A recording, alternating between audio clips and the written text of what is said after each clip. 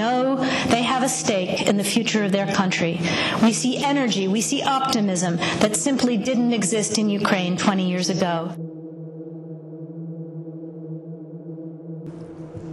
Today, as a transatlantic community, we're standing at another vital inflection point. What's required is a transatlantic renaissance, a new burst of energy.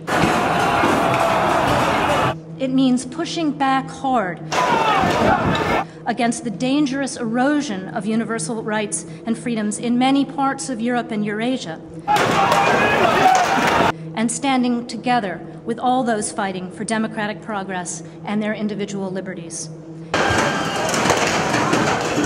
They're doing so peacefully, with great courage, and with enormous personal restraint. It means funding, equipping, and training our militaries to be ready to defend our freedom and advance our security interests. And it means finishing the work of a Europe whole, free, and at peace. We've invested over $5 billion to assist Ukraine in these and other goals. Taking down the remaining walls, unfreezing the remaining conflicts. And I firmly believe that when we find common purpose with Russia, the whole world benefits.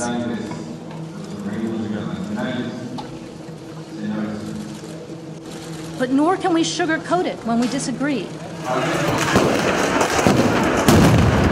or fall victim, as my former boss used to say, to a false choice between our interests and our values. Sometimes we blend the two. For us, those are also a package deal. Those who want to live in peace and freedom around the world are looking to us for that transatlantic renaissance. And I believe it's within our grasp.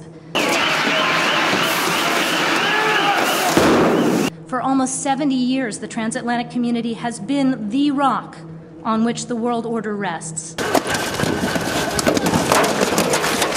And our challenge now, on both sides of the Atlantic, is to ensure that that remains the case.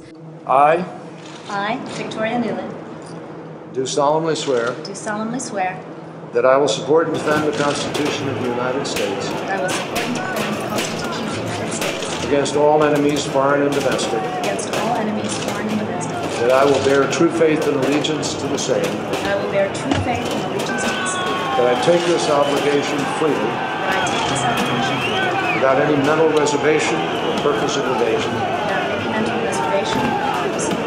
that I will well and faithfully discharge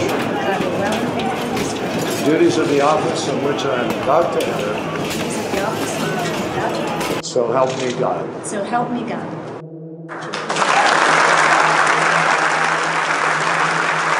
There are mentors and friends in this room, Democrats, Republicans, independents, people in government, formers, members of Congress and staff, folks in the think tanks, my brother and sister-in-law, Fred and Kim Kagan, and finally, my Kagan. As most of you know, my Kagan.